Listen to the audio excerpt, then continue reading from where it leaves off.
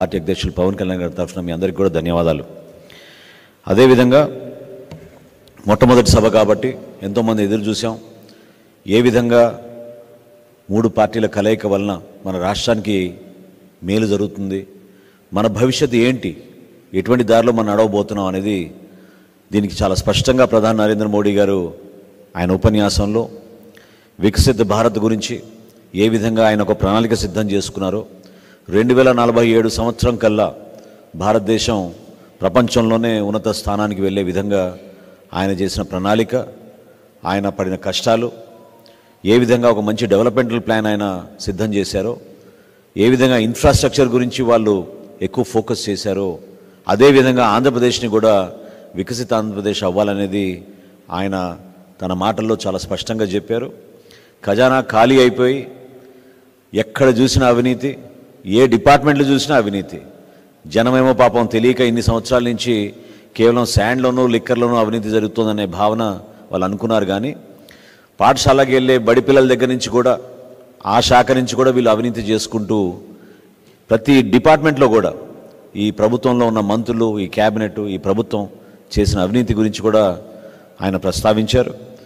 మేము కూడా అనేక సందర్భాల్లో జనసేన పార్టీ నుంచి సమాజానికి అర్థమయ్యే విధంగా ఏ విధంగా వీళ్ళు ప్రజలకు సంబంధించిన డబ్బుని దుర్వినియోగం చేసుకుంటూ సొంత ఆస్తుల కోసం విచ్చలవిడిగా ఖర్చులు చేసుకుంటూ వీళ్ళు పోయారో వాటన్నింటినీ కూడా వివరించాం.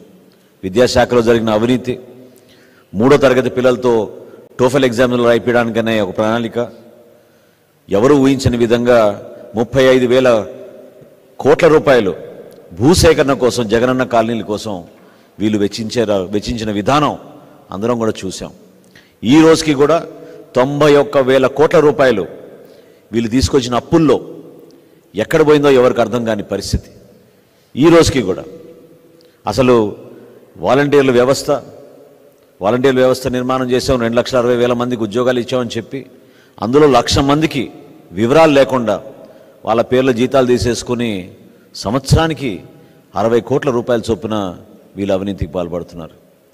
స్థానికంగా మీరు చూస్తే ఇక్కడ ఉన్న సలహాదారులు ఏ విధంగా దాదాపు 680 కోట్ల రూపాయలు వీళ్ళు ఈ 5 సంవత్సరాల్లో ఖర్చు పెట్టి ప్రభుత్వ ధనాన్ని దుర్వినియోగం చేశారో ఇవన్నీ కూడా మీరు చూశారు. మేము జనసేన పార్టీ నుంచి మేము వీటన్నిటి కూడా వివరించుకుంటూ వచ్చాం. మేము కోరేది ఏంటంటే ఖచ్చితంగా రాబోయే రోజుల్లో మన దేశానికి నరేంద్ర మోడీ గారి నాయకత్వం ఎంతో అవసరం. వారి అనుభవంతో, వారికి ఉన్న పట్టుదలతోటి, వాళ్ళకున్న దూరదృష్టితోటి, విజన్ తోటి ఒక అంతర్జాతీయ స్థాయిలో ఆయన ఆలోచిస్తున్నారు. కాబట్టి తప్పకుండా ఆంధ్రప్రదేశ్కి ఆ విధంగా అభివృద్ధి జరుగుతుంది.